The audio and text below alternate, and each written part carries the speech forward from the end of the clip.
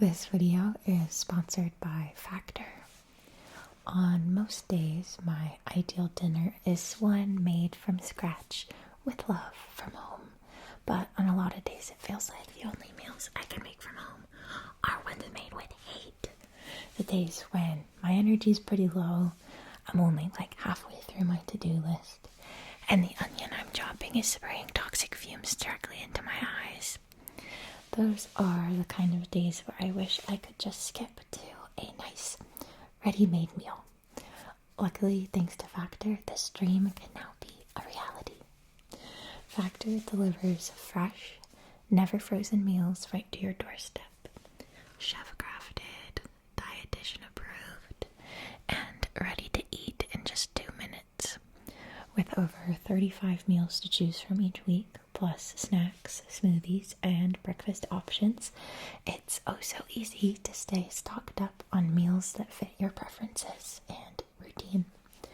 Whether you're trying to eat more plant-based meals, keep things low carb, or just avoid another sad frozen TV dinner, Factor makes it simple to stick to your goals without sacrificing time or flavor. If you're ready to skip the cooking and go straight to enjoying your meals, head to factor75.com or click the link below and use code 50GoodnightMoon to get 50% off plus free shipping on your first Factor box. That's code 50GoodnightMoon at factor75.com to get 50% off plus free shipping on your first box. Thanks to Factor for sponsoring this video, and thank you for watching.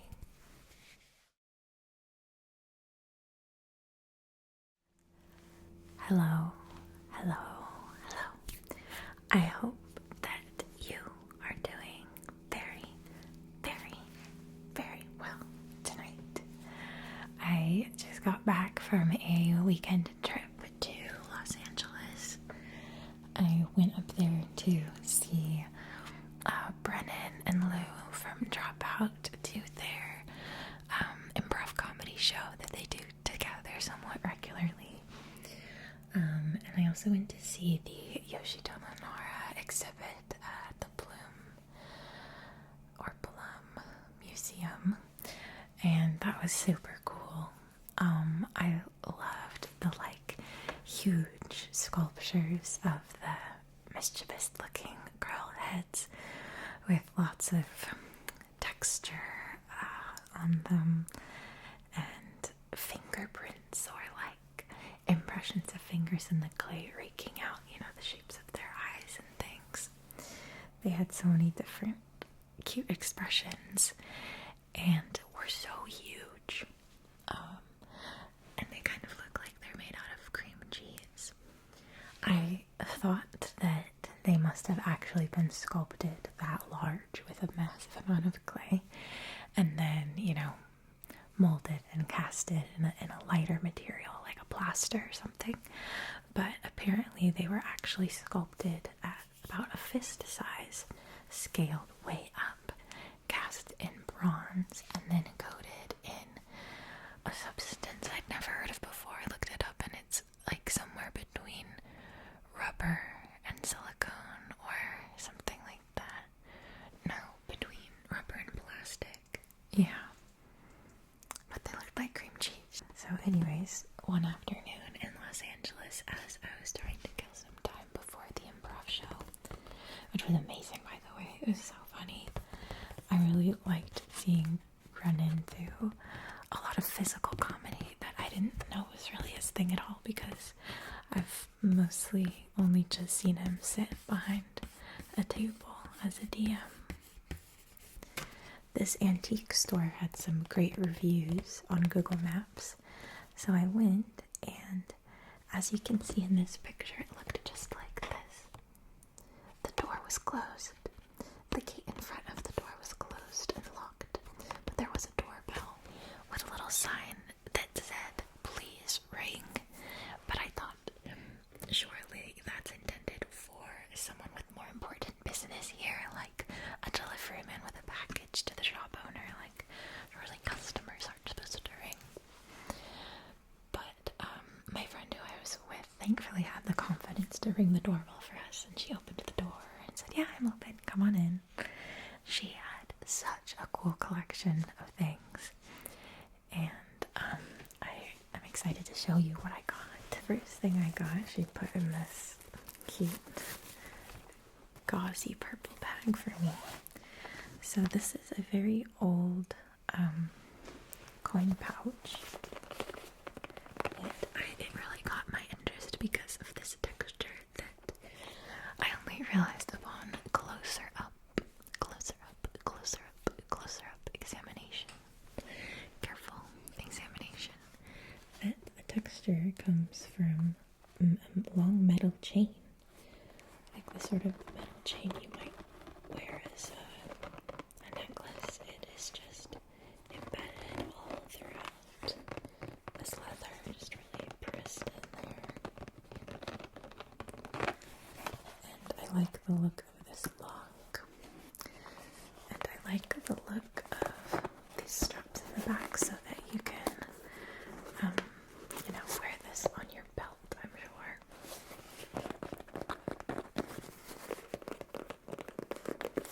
Old leather has a good tapping tone to it, I think.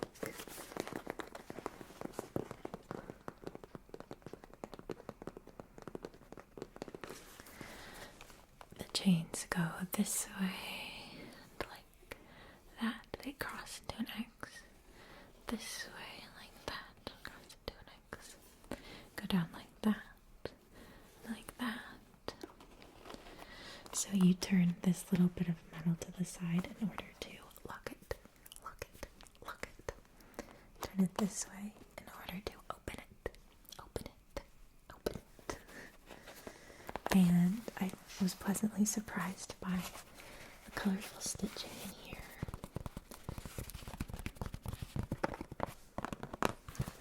The red and the yellow. There's not just one, but two compartments in this coin purse.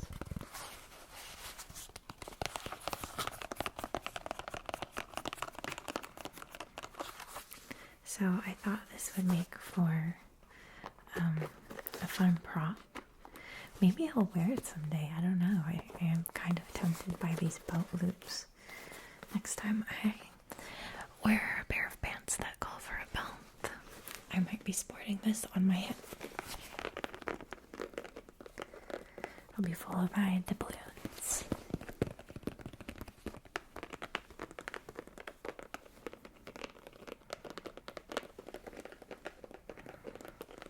And I was looking through her coat rack of so many interesting articles of clothing.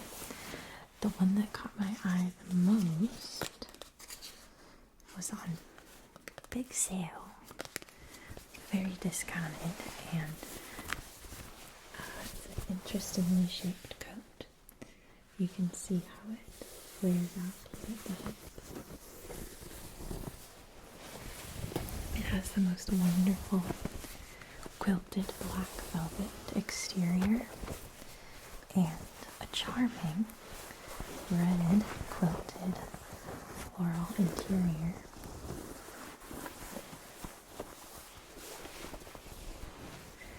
I don't know why this sort of just looks to me like some padding that you would wear underneath a suit of some sort of armor. So I think it just struck me as a very interesting piece that I'm sure I can find a way to use it both visually and auditorily.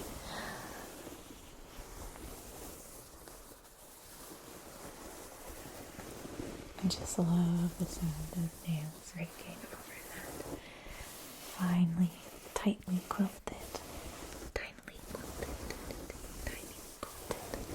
texture.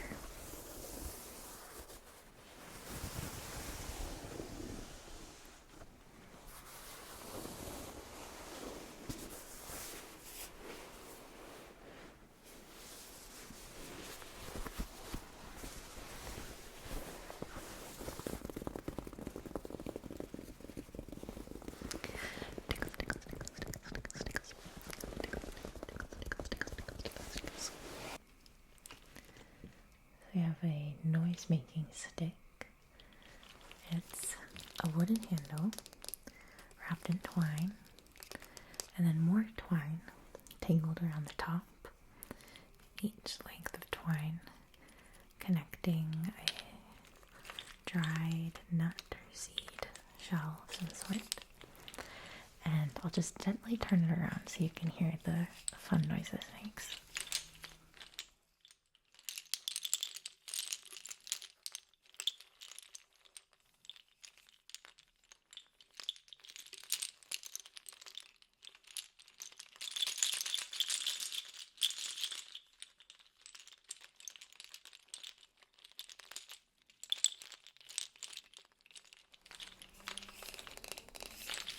And then the last thing I got from that antique store is this golden fish-shaped lock. And I thought it was so funny when I bought it. She said like, oh, it took me forever to figure out how to get that open. I'm sure you'll figure it out. But, you know, that's why it makes such a great lock, because most people don't figure out how to open it and it takes so long they just give up. I'm like, that's such a hilarious premise for a lock, that anyone can open the lock, but they're just betting on that you'll get bored before you manage to open it. They'll just change their mind about trying to steal your stuff. Let's see if I can get it. It is tricky. Oh, there we go.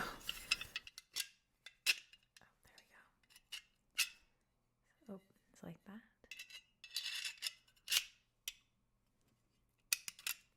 Closes like that. So there's the eye carved in, the gills, the scales, the scales, the scales, the scales, the scales, the scales, the scales, the scales, the tail and the scales, and the fins. It's kind of like a dinosaur sort of back. These could make some dangerous brass knuckles. I could kill you right now, but I won't. That's everything from that antique store. Now I just want to show you this candle I bought today that I'm so excited about. I was getting lunch somewhere, and just a few doors down was this cute shop with, you know, clothing, jewelry, cute little things for the house, sort of decorations, and candles. I was smelling all the different candles they had from this brand, Loam. And this one, Harvest Basket, was by far my favorite. I love how this smells. It says, inspired by a life lived in the garden and experienced through the natural world. I don't know if it says that on all of their candles or if that specifically refers to the Harvest Basket scent. But in any case, the notes are hay, which sounds odd. It does sort of smell like hay, but in a way that I love. It just feels very outdoorsy, I guess. Tobacco, vetiver, and patchouli. So those 1, 2, 3, 4 fragrances combine wonderfully. I got this for 20% off because it was the display one, so it had been open, so it's just a bit dusty, just a bit dusty, just a bit dusty, but I can wipe that down, no problem. It's worth it. The display one was the only one left, and I just had to have it. So the burn time is 40 to 50 hours. Trim wick to 1/4 inch before every lighting. I've never done that in my life. Keep wick free of debris and foreign objects. Free of debris. Free of debris. Free of debris. Never leave burning candle unattended. Do not burn for more than 4 hours at a time. Discontinue use when 1/4 inch of wax remains. Interesting. I don't love the way it looks. This sort of, I'll just have it face this way in the room because this sort of earthy green compared to this more like tennis. I don't know, this is sort of a tennis green to me. Not the color of a tennis ball, but just like a jacket a tennis player would wear, maybe. But these two shades of green together, I'm not loving. But it's no problem. It's not a big deal. It's fine. It's fine. It's fine. It smells so good. I wish you could smell that so very badly.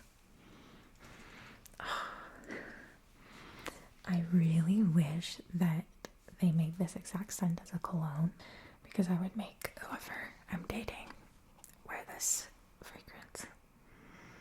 Oh, it smells so good. And then I went to this tea shop called B-A-R-U, Baro. And when I say tea shop, they sell beautiful tea accessories like teapots, plenty of loose leaf teas, a very, very high quality ceremonial grade matcha that they grind painstakingly in store with these like massive stone pieces. And they only make one a day because that's how long it takes for the matcha to get finely milled between these stones. So it's very expensive. But they do not serve tea. I went in there hoping that they would. It just looked like they would from the outside. Before I got the chance to ask, these two girls came in and asked for matcha lattes. And the woman behind the counter said, "Oh, I'm so sorry, we don't do that anymore.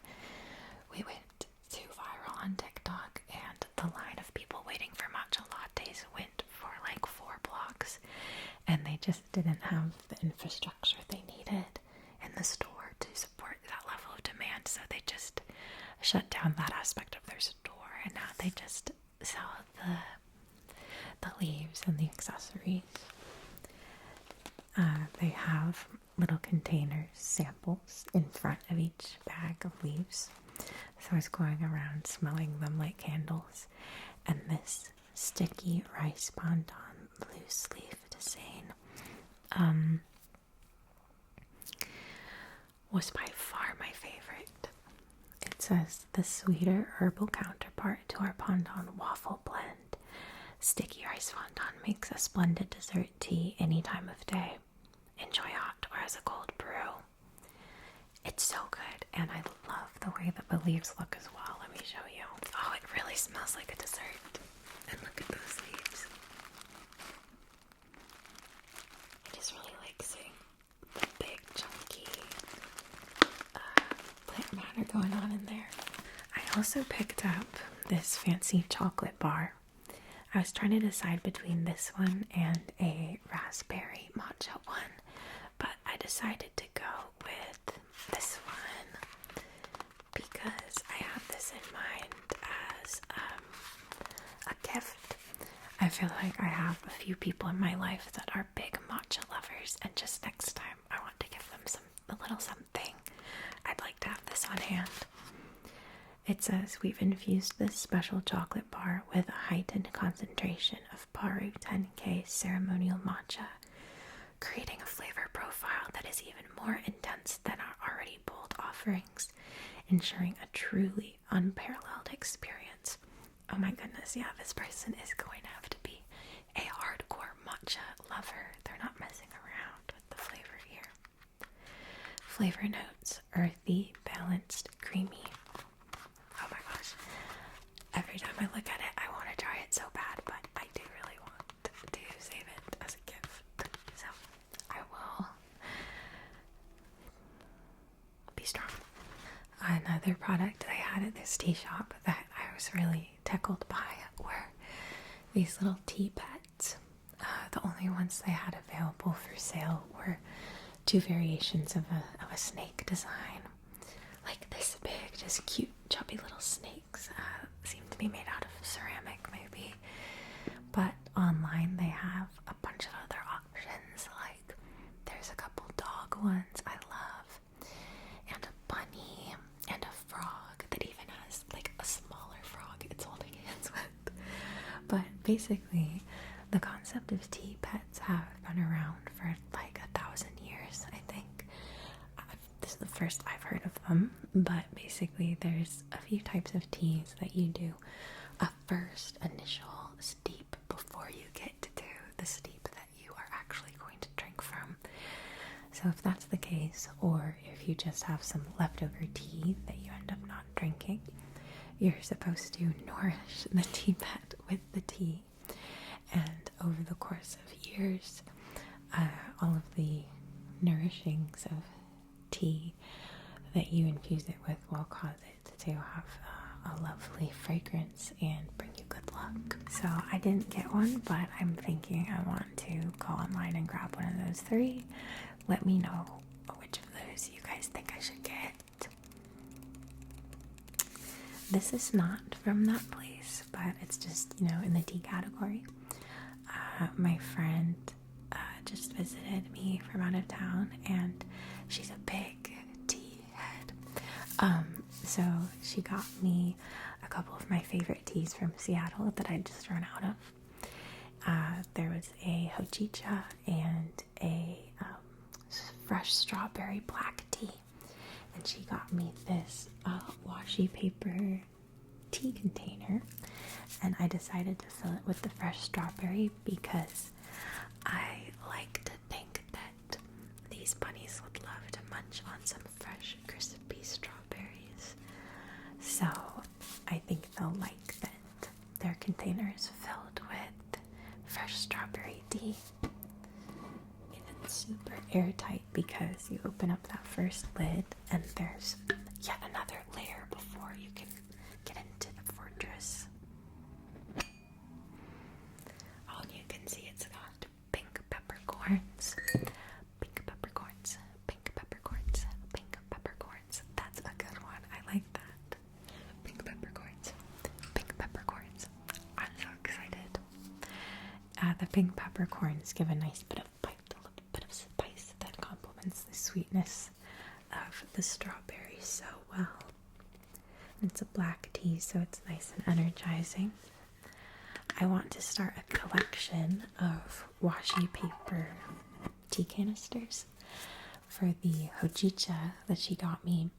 It has a nice earthy, grassy, nutty flavor profile, so I want to get a container like this one, but that's green with a deer print, ideally. I've been looking online and I can't find anything like that, but maybe I'll find it eventually. Let me know if you have any leads. Then I have a new pair of earrings I picked up. These caught my eye because I always like earrings that have this thing going on where part of it's in the front and then part of the earring is just connected to the earring back. You know what I mean? So these are diamond studs, and then hanging down the back are these gold and diamond little leaf-shaped diamonds. I really liked those. I have a specific dress in mind. I think these would really suit, so I'm excited to pair them with it.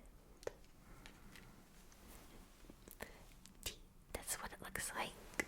I'm going to try so hard not to be too loud while showing you this, but I also got this necklace from the Museum of Jurassic Technology that I always have to visit every time I'm in LA. It's my favorite museum I've ever been to. And they had this necklace for sale in the gift shop.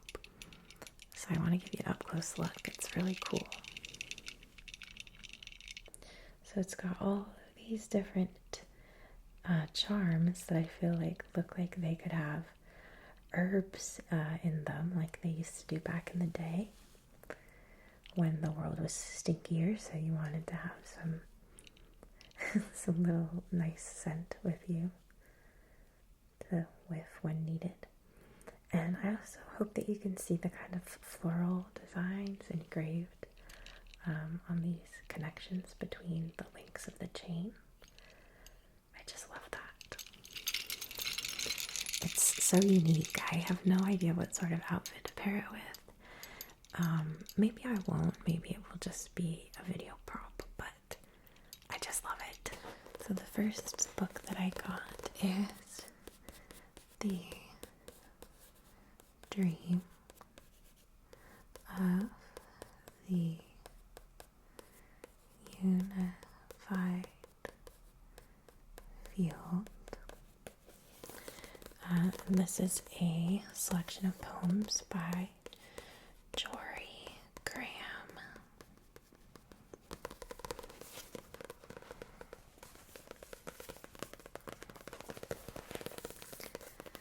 And I was sold by the very first poem in this book. It is called The Way Things Work.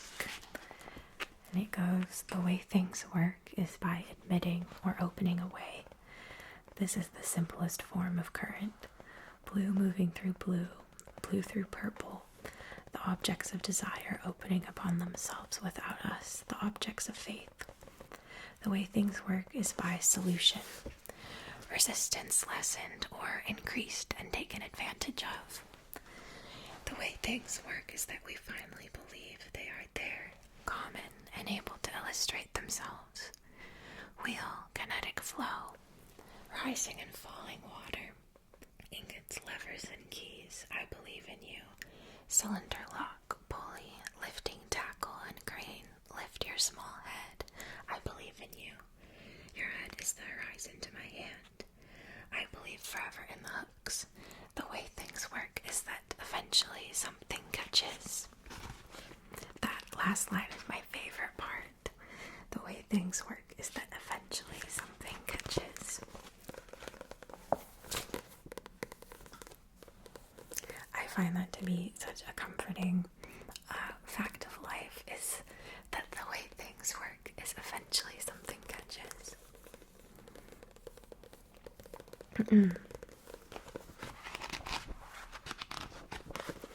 So I'm excited to explore all the other poetry in here as well. I hope that I'll enjoy it as much as that first one. But if not, this is only $5. Probably because it does have a bit of a rough look to it, but no worries. The next thing I picked up was this. The works of Charles Dickens, Household Edition. Pickwick Papers. Pickwick Papers. I just had to have this, this rich green leather cover captured me, as did this shiny golden inlaid text. The designs in black here, like these flowers. The name Pickwick Papers. And most of all, these little golden fellows. I love him. These are just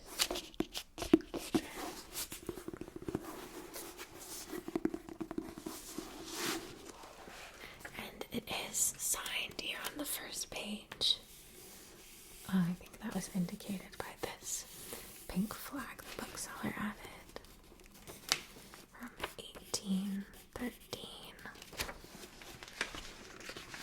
The book has 52 illustrations throughout it, like this one here. This guy addressing a table through a table full of disgruntled looking men. And then I picked up this portrait of an era as drawn by C.D. Gibson, Fairfax Town. The inside cover is full of Gibson girls. Isn't that hairstyle stunning? I love it. I guess it's a couple of different hairstyles, isn't it? But all very much in the Gibson girl fashion. This one is captioned "Dangerous," and you can see her wielding these hairpins quite threateningly. I love the look of that dress.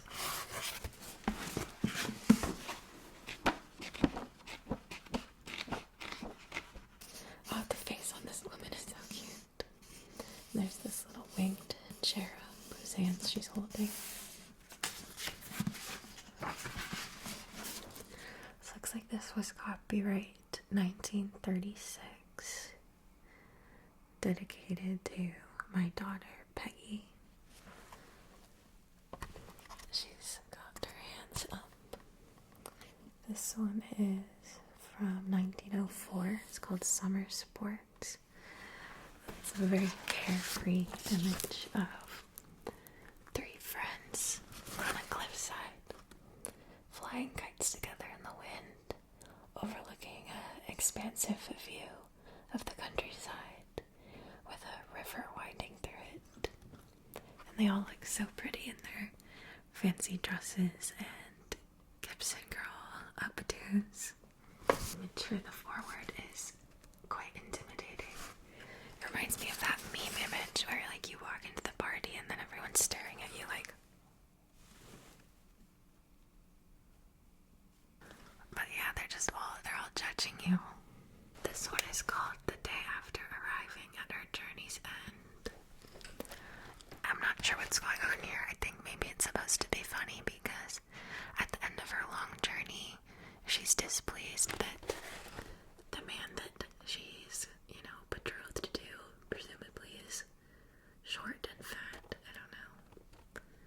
But the man that escorted her here looks fairly displeased. She looks like she's looking down upon him quite poshly. But I don't know. I might be misreading the situation.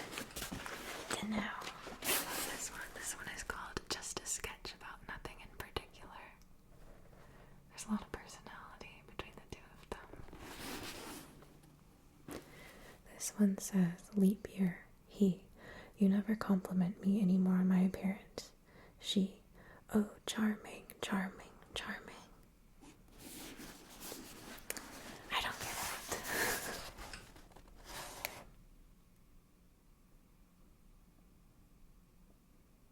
This one says, between me and you, Uncle Jasper, don't you get awful tired of doing what you're told? Don't be scared to answer. I won't give you away to Aunt Jane.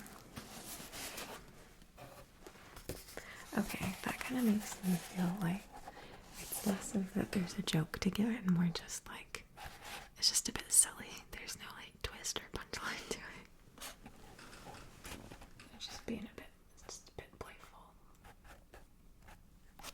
And then the last thing I got was a set of 2 books called The Gentleman's Companion, Volume 1 and Volume 2. Volume 1 is an exotic cookery book, and Volume 2 is an exotic drink book. Around the World with Knife, Fork, and Spoon. Around the World with Jigger, Breaker, and Glass. And you can see the little pictures so you can tell that this is the food one and this is the drink one. I didn't even realize that there was a food one. I just opened up the drink one. I was just really liking the phrasing of things. I think will help me better write the scripts for the 1920s. Of cognac, Madeira wine, and maraschino, take 1 pony each. Turn this into a bar glass with ice. Toss in 1 dash of orange bitters. Stir well. Pour into a big Manhattan glass, or saucer type champagne, and garnish with 3 maraschino cherries, red, green, and white. I honestly didn't know maraschino cherries came in green or white. Our personal experience is that it is better to cut the maraschino down by half, stepping up the cognac in that ratio. That business of the 3 cherries, while no doubt a pretty and chivalrous gesture to the feminine victim, what's up? Is of course sheerest swink. It is a good drink and needs little trimming. Feminine victim. Alright, that is going to do it for my show and tell haul experience for tonight. Thank you so much for joining me. I had so much fun showing and telling you about these things. I hope you enjoyed as well.